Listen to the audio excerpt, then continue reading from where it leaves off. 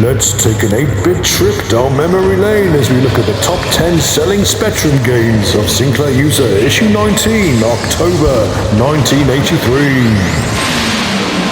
At number 10 this month, his name's Horace, and he's going skiing.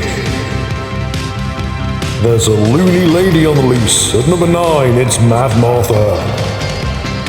This game is full of bugs. Let's psst on them. At number 7, it's some shoot-em-up action with Penetrator.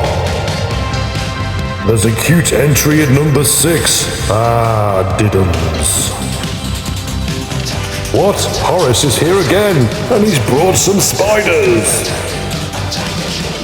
It's Up and Away at number 4 in my flight simulator.